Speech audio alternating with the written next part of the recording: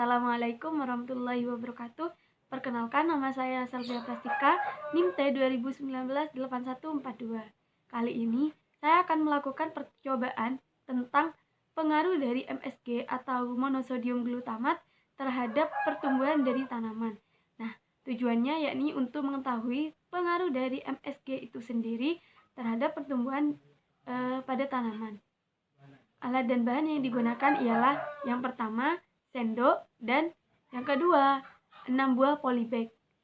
Untuk bahannya yang pertama yakni 6 buah tanaman budidaya. Saya menggunakan buah terong. Tanaman terong sebelumnya itu sudah ditanam terlebih dahulu hingga hidup baru dilakukan perlakuan. Nah, sebelum ditanam saya tuh sudah melakukan mengukur diameter dari batang, tinggi dari batang, dan jumlah daunnya. Dan yang kedua yakni 3 gram monosodium glutamat. Langkah-langkah yang dilakukan ialah dengan mencampurkan antara monosodium glutamat dengan air. Yang pertama yakni 1 gram monosodium glutamat dengan 100 ml air. Dan yang kedua yakni dengan 1 gram monosodium glutamat dengan 200 ml air. Dan yang ketiga yakni dengan 300 ml air dengan 1 gram monosodium glutamat.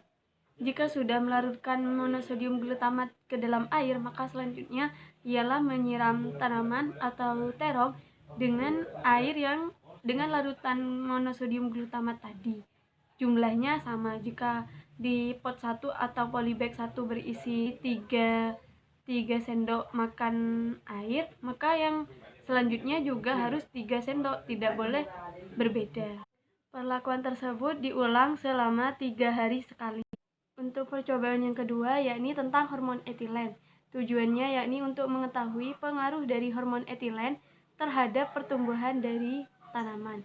Nah, alat dan bahan yang digunakan ialah air.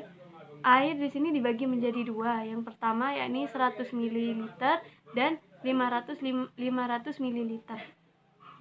Untuk setiap airnya itu nanti diberi tambahan karbit sebanyak 1 sendok teh dan 3 buah pisang yang sudah tua namun belum masak.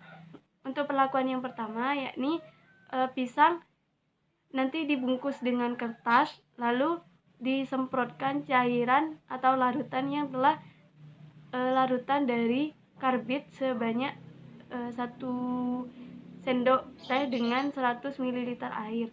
Untuk percobaan yang kedua sama yakni pisang dibungkus dengan kertas, lalu disemprotkan larutan karbit yang dilarutkan pada air sejumlah 500 ml.